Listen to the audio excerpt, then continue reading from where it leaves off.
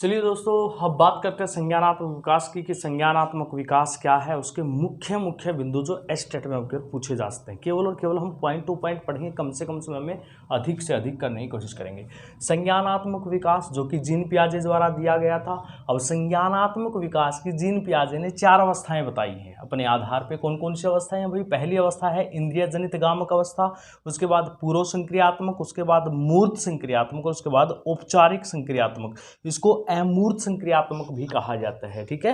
मूर्त के बाद अमूर्त, मगर इसका नाम क्या है? औपचारिक संक्रियात्मक अवस्था है। अब अगर समय की बात की जाए तो इंद्रिय जनित गामिक जो अवस्थाएं होती हैं वो जन्म से 2 वर्ष तक की होती हैं, अर्थात जन्म से 2 वर्ष तक का बच्चा इस अवस्था में पाया जाता है, ऐसा जीन पियाजे जी का मानना है। ओके, उसके बाद करते हैं बात पूर्व संक्रियात्मक अवस्था जो है 2 से 7 वर्ष का उसका समय बताया गया, और मूर्त संक्रियात्मक अवस्था का 7 से 11। उसके बाद 11 से औपचारिक संक्रियात्मक अवस्था स्टार्ट हो जाती है, और आगे जितना भी वो चलता है वो सारी की सारी औपचारिक संक्रियात्मक अवस्था कहलाती है। अब बात करते हैं ये होता क्या है, किस प्रकार से हम इसको डिफाइन कर सकते हैं। तो देखिएगा दोस्तों, इंद्रिय जनित गामक अवस्था ये होती क्या है? इंद्रिय आपको पता है हमारी आंख, कान, नाक आदि, ठीक है। तो कहा जाता है कि इस अवस्था में बच्चा आंख, कान, नाक आदि से देखता, सोचता, समझता है। जो भी करता है केवल आंख, कान, नाक आदि से। इसका मतलब क्या है कि उसकी वास्तविक खुद की कोई समझ नहीं होती, ऐसा कुछ नहीं होता। जो वो देखता है, जो भी वो देखता है, मैं जिन भी शब्दों का प्रयोग कर रहा हूँ यहाँ पर सटीक शब्द हैं, केवल और केवल उतने ही शब्द, फालतू किसी भी बात का जिक्र नहीं किया जा रहा। जो भी बच्चा देखता है उसी का अस्तित्व संसार में मान लेता है। ये क्वेश्चन कई बार पूछेगा कि बच्चा जो चीज़ देखता है उसका अस्तित्व संसार में मान लेता है, कौन सी अवस्था में होता है? तो ठीक है, समझिएगा, जो भी वो देखता है, जो भी वो सुनता है, जो भी वो महसूस करता है, उसी का अस्तित्व संसार में मानता है। इससे ज़्यादा उसको कोई भी नॉलेज नहीं होती। ये कौन सी अवस्था होती है? इंद्रिय जनित गामिक अवस्था। हमें पता है आँख, हमारी आँख, नाक, कान, मुंह, क्लियर है। अब बच्चा अपना व्यवहार जो है, बच्चा अपनी जो बुद्धि का प्रेक्षण है, बच्चा अपनी जो बुद्धि का एक प्रकार से रूपित करता है कि मेरे अंदर कितनी बुद्धि है, मैं कितना इंटेलिजेंट हूँ, वो किससे करता है? अपने कार्यों के द्वारा ही करता है, ठीक है। अर्थात बच्चे को कितना समझ में आया, बच्चा कितना समझता है, कितना जानता है, वो सारा उसके कार्यों से ही प्रदर्शित होता है।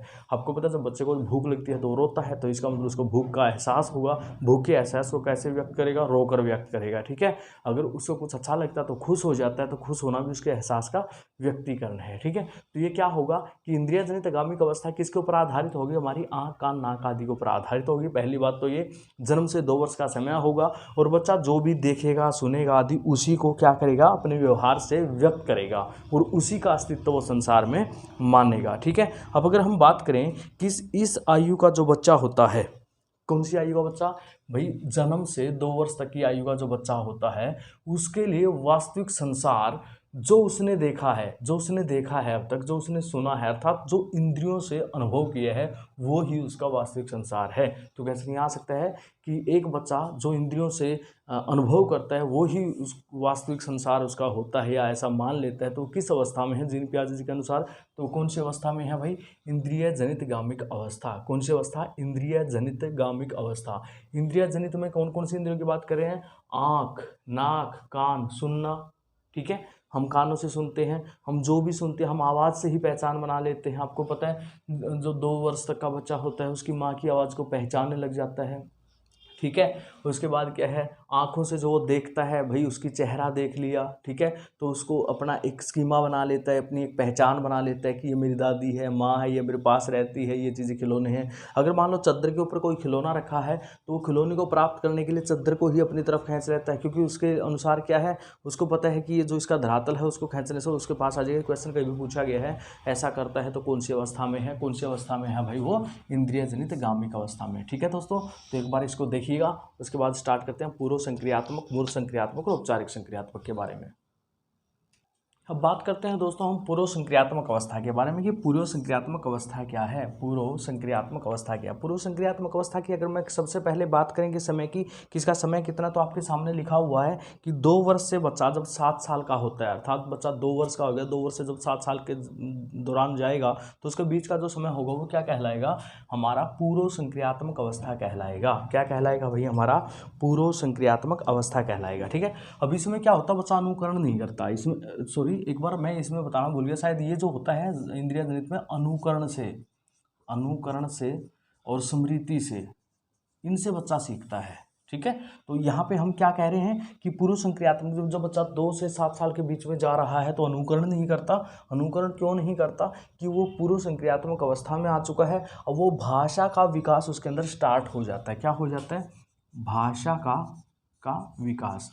विकास। यहाँ पे 2 बार क्वेश्चन आए और दोनों बार ही आपस में उलझे हुए थे। वो क्या था कि भाषा का संपूर्ण विकास किस अवस्था में हो जाता है? यहाँ पे विकास स्टार्ट हुआ है। यहाँ पे विकास क्या हुआ? स्टार्ट हुआ है, संपूर्ण विकास नहीं हुआ। तो आपको देखना भाषा का विकास शुरुआत कहाँ पे होती है?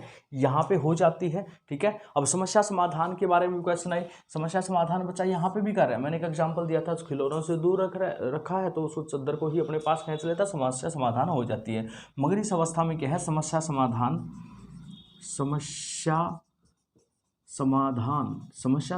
बच्चा यहाँ पे भी कर लेता है, मगर यहाँ पे समस्या समाधान जो है वो इससे बेहतर तरीके से करने लग जाता है। ये बात ठीक है।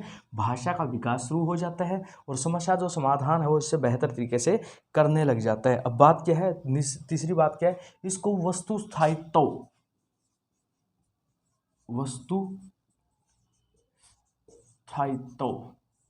यहाँ पे वस्तु स्थायित्व स्थापित हो जाता है बच्चे में एक प्रकार से। ठीक है। ये क्वेश्चन आया था मेरे ख्याल से सीटेट में आया था कि वस्तु स्थायित्व का गुण किस अवस्था में आता है? तो वस्तु स्थायित्व का गुण इस अवस्था में आता है। क्यों आता है?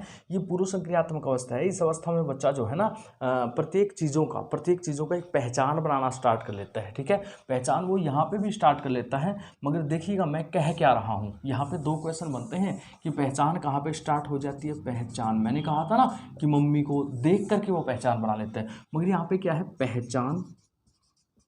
पहचान के साथ साथ विभेदीकरण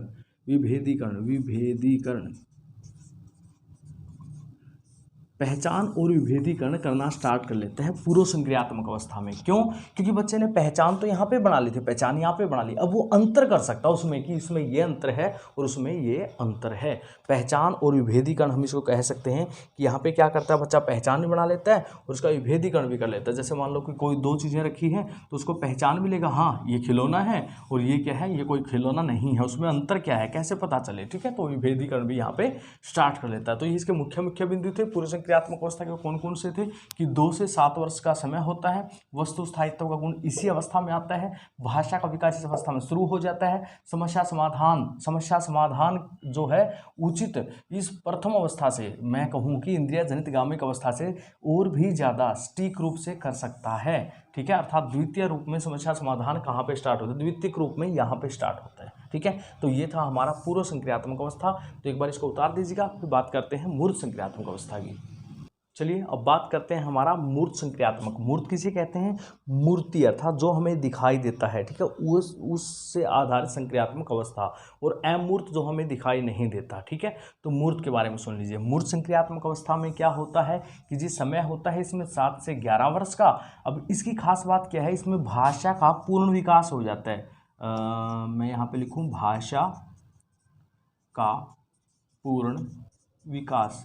ये क्वेश्चन दोस्तों बार बार आएंगे आपके। ठीक है। तो मैंने भाषा का विकास देखिए यहाँ पे शुरू होता है। अगर हम बात करें पूर्व संक्रियात्मक अवस्था में क्या होता है? शुरू होता है और मूर्त संक्रियात्मक अवस्था में आकर के पूर्ण विकास। यहाँ पे केवल संज्ञानात्मक विकास हम जीन पियाजे जी के अनुसार बात कर रहे हैं। कोई बच्चा यहाँ पे कोई जी भाषा पूर्ण विकास तो कोई बार यूनिवर्सिटी में जाने के बाद भी नहीं होता, वहाँ पे भी कुछ ना कुछ रह जाता है व्याकरण के तत्व। अरे हम उन चीज़ों के बारे में बात नहीं करें, हम व्याकरण के बारे में बात नहीं करें, हम जीन पियाजे जी के अनुसार संज्ञानात्मक विकास की बात करें। ठीक है। तो समझने की कोशिश करना। भाषा का पूर्ण विकास उन्होंने कब कहा? उन्होंने कहा कि मूर्त संक्रियात्मक अवस्था में भाषा का पूर्ण विकास हो जाता है। अब क्या होता है कि यहाँ पे वस्तुओं को देख तो सकता है, क्योंकि मूर्त संक्रियात्मक देखकर उनको पहचान भी सकता है। पहचान और देखो यहाँ पे भी सकता था। पहचानने के बाद उसने यहाँ पे क्या स्टार्ट कर लिया था? उसका विभेदीकरण स्टार्ट कर लिया था। ठीक है। मगर यहाँ पे वो देखना पहचानना इनके साथ साथ विभेदीकरण के साथ साथ वो क्या कर सकता है? वर्गीकरण भी कर सकता है। वर्गीकरण। ठीक है। इस अवस्था में किसी वस्तु को देखकर पहचान कर और वर्गीकरण करने की क्षमता जो है उसके अंदर पैदा हो जाती है मूर्त संक्रियात्मक अवस्था में। वर्गीकरण किसे कहते हैं? कि 2 वस्तुओं को अब ये पता है कि ये खिलौना नहीं और ये खिलौना है, विभेदीकरण कर दिया, मगर वो किस किस आधार पे ये कह रहा है, अर्थात उसमें क्या क्या अंतर है और क्या क्या समानताएं हैं, वो ये सारी योग्यताएं इस अवस्था में ग्रहण कर लेता है। तो इसलिए इसको तार्किक अवस्था भी कहा जाता है।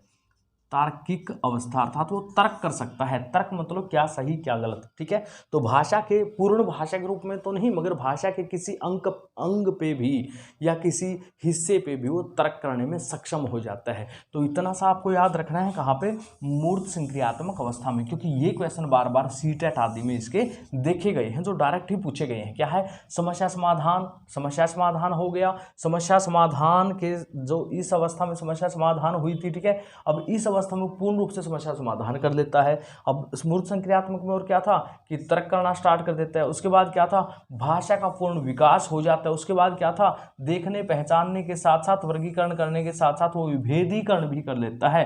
विभेदीकरण या फिर हम कहें कि उसका क्या कर लेता है, एक प्रकार से विभेदीकरण के साथ साथ क्या कर लेता है, वर्गीकरण भी कर लेता है, अर्थात उसको दो अलग अलग वर्गों में बांट सकता है। हमने कहा था ना कि हमने मान लो कि कोई भी व्याकरण का टॉपिक ले लें कि शब्दों किस किस भाग में के भेद, शब्द के कौन कौन से भेद हैं, हमने कह दिया तत्सम तद्भव देशम देश, मगर किस आधार पर, वर्गीकरण किस आधार पर किया गया है, तो वो वर्गीकरण भी कर लेता है। क्यों कर लेता है, हमने कहा कि तार्किक क्षमता उसके अंदर पैदा हो चुकी है, ठीक है। तो एक बार उतार लीजिए, उसके बाद बात करते हैं औपचारिक संक्रियात्मक अवस्था की। चलिएगा, बात करते हैं औपचारिक संक्रियात्मक अवस्था की। तो दोस्तों आपको यहाँ पे एक बात ध्यान रखनी है कि क्या ध्यान रखना है कि मूर्त में हमने कहा था जिन चीज़ों को वो देख रहा है उसके बारे में वो क्या कर लेता है, तर्क करना स्टार्ट कर देता है, तार्किक चिंतन उसके अंदर आ जाता है। मगर किन चीज़ों के बारे में जिसको वो देखता है, क्योंकि मूर्त था, यहाँ पे औपचारिक अर्थात अमूर्त, अर्थात अब वो जो चीज़ उसने नहीं देखी उसके बारे में भी तर्क कर सकता है, अर्थात तार्किकता उसके अंदर आ जाती है अमूर्त वाली। पहली बात तो ये। दूसरी बात हमने कहा था यहाँ पे क्या था, भाषा का विकास हो जाता है, भाषाई विकास हो जाता है। तो यहाँ पे भाषाई विकास के साथ साथ संप्रेषण भी सीख जाता है, वो संप्रेषण करना, भाषा के विकास के साथ साथ संप्रेषण करना सीख जाता है, ठीक है। तो ये क्वेश्चन कई बार आया था कि भाषा विकास कहाँ पे होता है, मूर्त संक्रियात्मक, मगर भाषा विकास के साथ साथ संप्रेषण बच्चा किस अवस्था में सीखता है, औपचारिक में, अर्थात अमूर्त अवस्था में, ठीक है। तो अगर क्वेश्चन आए कि भाषा का विकास कहाँ पे हो जाता है और क्वेश्चन आए कि भाषा विकास के साथ साथ संप्रेषण कहाँ पे सीख लेता है, तो ये दो अलग अलग आपके लिए तथ्य हो गए हैं। उसके बाद क्या है कि जो देखी हुई चीज़ें उसके बारे में तर्क कहाँ पे करने लग जाता है, भाई मूर्त संक्रियात्मक अवस्था में, और जिस चीज़ों को उसने नहीं देखा उसके बारे में भी तर्क कहाँ पे कर लेता, वो औपचारिक। मूर्त औपचारिक एक ही बात है, जब मैंने यहाँ पे लिखा था मैंने आपको बताया था औपचारिक संक्रियात्मक अवस्था को अमूर्त संक्रियात्मक अवस्था भी कहा जा सकता है, ठीक है। तो यहाँ पे आपको इतनी सारी चीज़ों का ध्यान रखना। ओके दोस्तों, बेस्ट ऑफ लक। अच्छा लगे तो ठीक है, इसको शेयर भी कर देना आगे। Okay, best of luck.